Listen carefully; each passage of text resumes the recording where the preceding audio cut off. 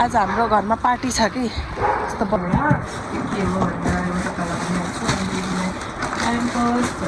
Tissue यो चाहिँ बाबालाई गिफ्ट आएको हो के नि होइन सो यस फेरि पनि हालाई नमस्ते guys welcome back to my new video आयो हजुर सबैजना सन्चै हुनुहुन्छ होला म पनि एकदम सन्चै आरामै नै छु नेक्स्ट डे नेक्स्ट भ्लग स्वागत छ हजुरलाई मेरो नयाँ भिडियो अनि भ्लगमा आजको भ्लग चाहिँ के भन्छ थमै टाइटल हेरेर थाहा पाइसक्नु भयो होला अनि यो स्टार्टिङ चाहिँ मैले गरेको दिन्छु गाइज त्यही मैले चाहिँ स्टार्टिङ गरिदिएँ अनि अब यसपछि भ्लग के कस्तो छ हेर्नु जानु होला है त सो गाइज हामी चाहिँ हेर्नु आज हाम्रो घरमा पार्टी छ कि यस्तो बर्गर पार्टी हो कि देख्नुभयो यस्तो पार्टी छ कि हामी अब मिठो खाजा खान लाग्यो हेर्नु कपाल धेरै लास्टै कालो भयो कलर ल्याएर हालिदिनु पऱ्यो राम्रो देखेको छैन है मैले तपाईँलाई मैले हिजोको भिडियोमा पनि सोधेको होइन भन्नु पर्दैन खै त हेलो भनिदेऊ ल छिटो भन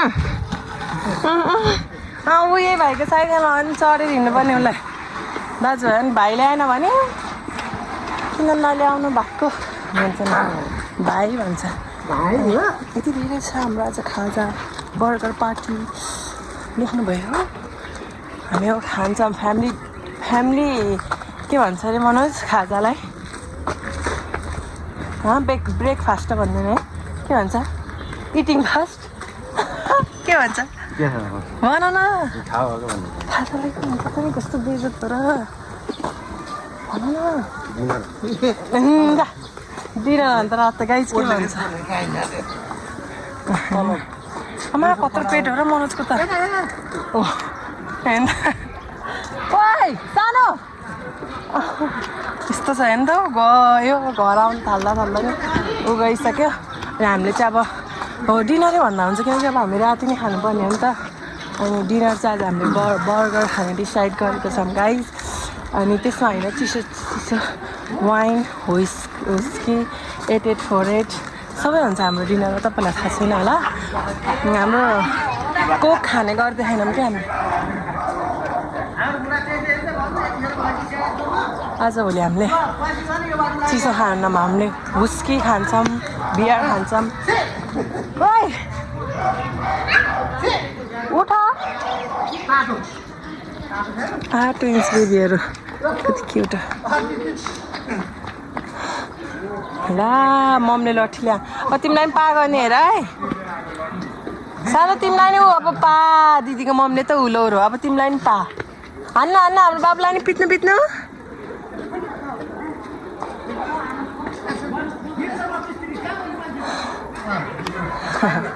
त्यही न गाइज चाहिँ हामी डिनर गर्नुपर्ने हुन्छ अनि सो गाइज हामी चाहिँ बजार जान लागेको छौँ सामानहरू किन्नु छ धेरै है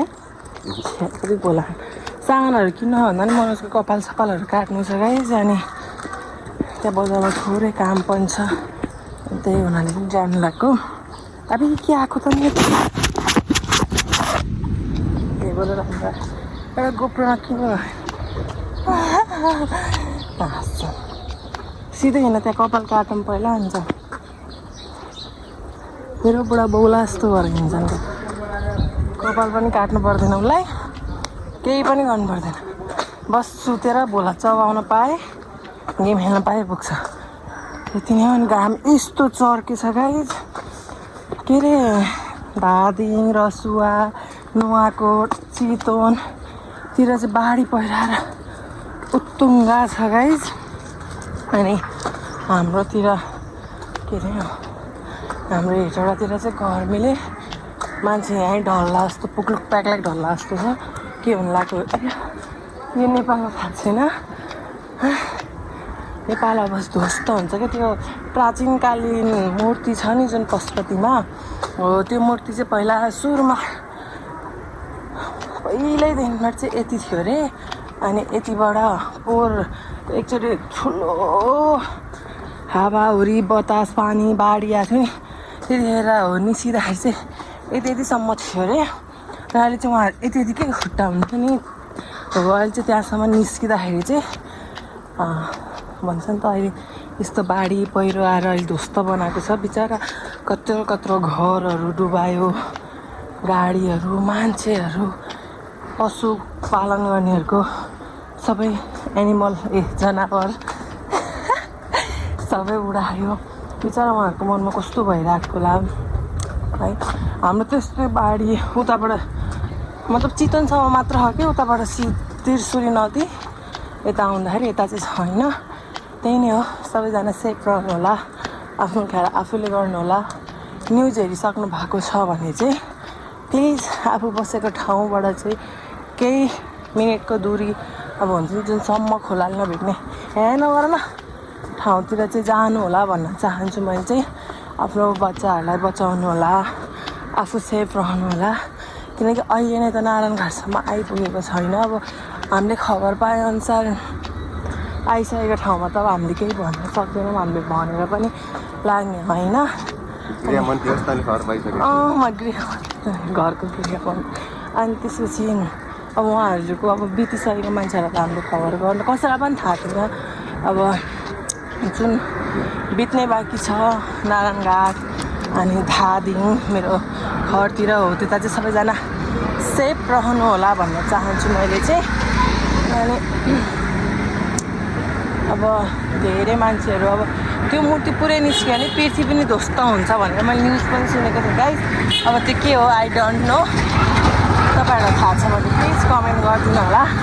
यहाँ हामी चाहिँ आइसक्यौँ। यहीँ हामी पशुपति मन्दिर आयौँ कि त्यो मूर्ति हेरेर तपाईँहरूलाई थाहा छैन। यहाँको पशुपति मन्दिरमा चाहिँ छैन गाइस, किनकि यो चाहिँ सानो पशुपति मन्दिर भयो नि त। अनि त्यही भएर अब कपाल काट्नतर्फ लाग्नुपर्छ। अनि कपाल काटेर आउँछु अनि त्यसपछि भेट्छु। सो गाइस हामी चाहिँ कपाल काट्न छौँ कि नलेजको मेरो भाइले काट्नु के भयो मेरो कपाललाई। मेरो कपाल म अब गाइस बढ्न दिन्छु अनि एकैचोटि त्यसमा कलर हाल्छु कि लाउँछु कि लाउनु लामो पहिला सुरु एकचोटि नानीसँग सुरुचोटि बिहे गर्दाखेरि छोटो थियो। अहिले यत्रो भइसक्यो, 20-20मा पनि कति काटिदिउँ त मैले। यति लामो भइसक्यो।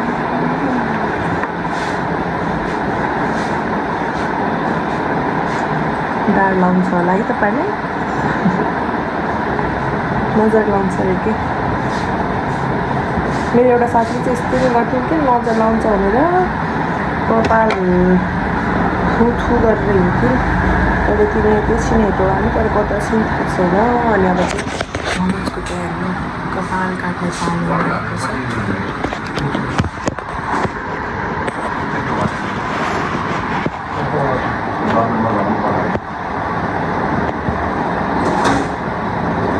कलर किन हाल्नु पऱ्यो र? अस्ति पनि त्यही कलर हाल्दा नसकेको होइन। उसलाई तिज लाग्छ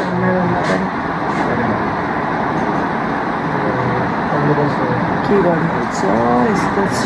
त्यही नै हो गाइस। अब चाहिँ मनोजको म फाइनल लुक देखाउँछु तपाईँहरूलाई। यो चाहिँ मेरो माइक रहेको छ, यो चाहिँ मेरो माइक रहेको छ अनि यो म रहेको छ, यो मेरो क्यामेरा रहेको छ गाइस।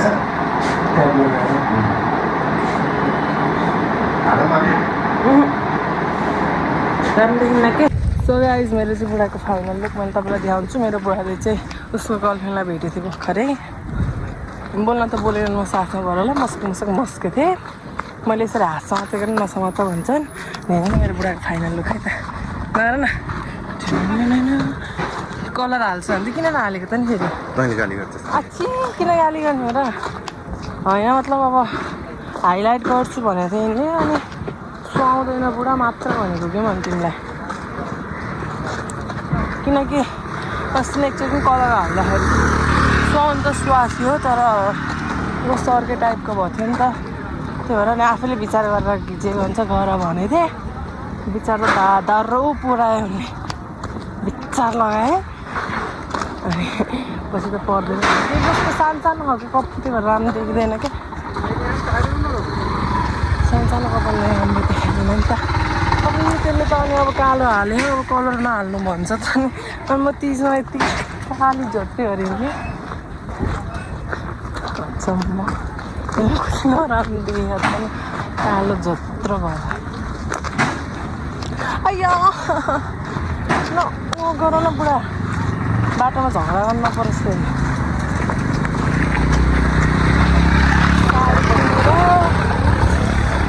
चोलो सिलाउनु दिनुपर्ने गाइस जान लाग्यो गाह्रो छ भाइ हामी चेलीबेटीलाई त योपालि सुन किन्दै लाने छैन पोहोर त मम्मीको यत्रो तिलहरी थियो र त्यसलाई अलिक ठुलो बनाएर छड्के तिलहरी दिए योपालि के दिन्छ त्यो पनि त्यतिखेर पनि बाबाले नकराएको भए मलाई दिन्न थियो कि यो ससुरा बाबा त्यस्तो हुनुहुन्छ के मम्मीको सानो खालको थियो माइली तिलहरीमा हुनु जत्रो सानो हाल्नु भएको थियो ठुलै थियो अरे अनि पछि लकडाउनमा त्यो होटलले गर्दाखेरि चाहिँ बेच्नु परेको मम्मीको त्यो सुनहरू अनि त्यो चाहिँ साँचेर राख्नु पर्यो अनि बाबाले पोहोरको तिजमा त्यो उयो गरेर पैसा हालिदिन्छु बुहारीलाई बनाएर द्याऊ भन्नुभयो अरे अनि त्यो भएर चाहिँ मैले पाएँ अन्त अन हो क्या मान्छे त मेरो ससुराबाले मलाई कति माया गर्नुहुन्छ ससुराबा के छ खबर ओ ससुरा मेरो भाइ हेर्न मलाई त्यस्तो भन्छ तिमीले देखेन पुरा त्यो के अरे उयसमा पनि भन्छ अनि तिनीहरू यसले गर्दा भाइरल भयो होइन ससुरा मेरो भाइ के छ खबर तिज आयो त हो ससु मेरो बहिनी ससु मेरो बहिनी तिज आयो त किन्दिनँ होइन साडी हो ससु मेरो बहिनी बिचौर त जान दिँदैन उतारेन कसले दिँदैन उनीहरूले दिन्न क्या के भने कसले दिँदैन मुली भनेको कसले दिँदैन मुली भनेको चाहिँ मुली अब केटा भएको भए तँलाई कसले दिन्न मुला भन्छ तँलाई तर केटी भएको कारणले कसले दिन्न मुली भन्छ तर त्यही हो बुढा मेरो भाइ साडी किनिदिनु पऱ्यो तिजमा यति नै हो गाइज अब चाहिँ गन्तव्यतर्फ लाग्दैछौँ बजारतिर उतै गएर भेटौँला हामी चाहिँ म चाहिँ घर पनि आइसकेँ अनि घर आएर चाहिँ अब मैले के सामान ल्याएँ भने त तपाईँलाई देखाउनै पऱ्यो त त्यही बेला चाहिँ आएको रहेछ मसँग त आउँदैन र किन सिधा भएरसम्म त उता धेरै गयो यता चाहिँ त्यही पनि उता धेरै गयो अनि यो लिएर आएँ एउटा के हो भनेर एउटा तपाईँलाई भनिहाल्छु अनि दिदीलाई प्याम्पर्स भन्ने टिस्यु यो चाहिँ बाबालाई गिफ्ट आएको हो चिकन होइन अहिले चाहिँ टाउको घाममा हिँडेर अनि यो राखेको छ हाम्रो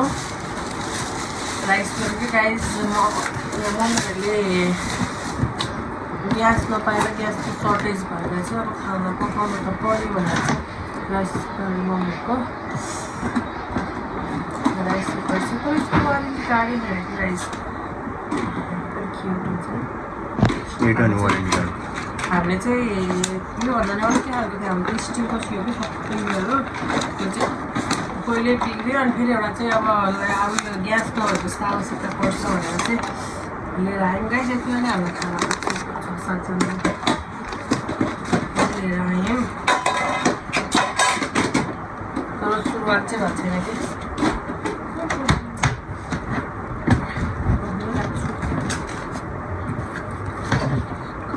guys we'll see you next guys त्यसपछि चाहिँ केही लिएर आयौँ यो टिस्यु पेपर चाहिँ बाबुलाई गिफ्ट आएको मैले अघि नै भनिसकेँ बुटलदेखिबाट डाइपर त्यो चाहिँ बाबुलाई गिफ्ट आएको नि हुन्थ्यो यति नै हो गाइस आज चाहिँ हामीले सामान सपिङ गरेको अनि हिजो खाजा लिएर आएको पनि मैले अलिकति भिडियो गरेको छु त्यो पनि मैले क्लिप थोरै राखिदिन्छु तपाईँहरूलाई थोरै चाहिँ क्लिप राखिदिन्छु त्यही नै हो अब त्यो भ्लग धेरै लामो नभएर यो भ्लग आजै हालेर अझै अपलोड गर्नुपर्ने भ्लग हो गाइस के भने यो चाहिँ अझै हालेर अझै अपलोड गर्नुपर्ने हो नाइट हो कि कस्तो खालको कलर बल्छ राम्रो देख्छ मलाई यसरी त्यही नै हो गाइस मैले अघि पनि भने अहिले पनि भन्छु सबैजना आफ्नो ठाउँमा सबैजना त आफ्नो त नभनौँ काकाले मम्मी तिर्चुली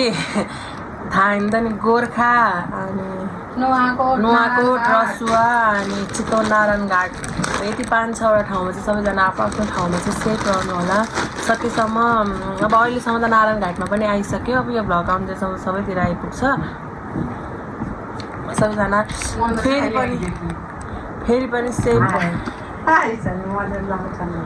सेफ भएर चाहिँ प्लिज सबैजना बस्नु होला भन्न चाहन्छु मैले चाहिँ किनकि सेफ हुनुपर्छ किनकि अब आफ्नो ज्यानभन्दा ठुलो घर होइन त्यो होइन त्यो घर समातेर बस्नु होला गाइज तपाईँहरू त्यस्तो चाहिँ केही नै होइन गाइज ल त्यही नै हो सबैजना चाहिँ बाढी आएको ठाउँमा चाहिँ धेरै हाइटमा गएर चाहिँ बस्नु होला अनि त्यो पुलिसहरूले के भन्छ अरे पुलिसहरूलाई फोन गर्ने त्यो नेट पनि छ नि हो त्यो पनि तपाईँहरूले दिइसक्नु होला कतै केही भयो भने त्यसमा फोन गर्नु होला र त्यही नै हो अब धेरै लामो केही पनि भन्दिनँ आजको भ्लग चाहिँ तपाईँहरूलाई के कस्तो लाग्यो लाइक कमेन्ट प्लस सब्सक्राइब गरिदिनु होला यदि भन्दै आज म हजुरहरू माझबाट के भयो हो सर बिदा हुन चाहन्छु हस्त नमस्ते बाई बाई बाई बाई गर्दै खोइ बाई गाइज लिएर जाउँ न एकछिन हेर्नु नै लाइट समातेको बाई बाई जय नेपाल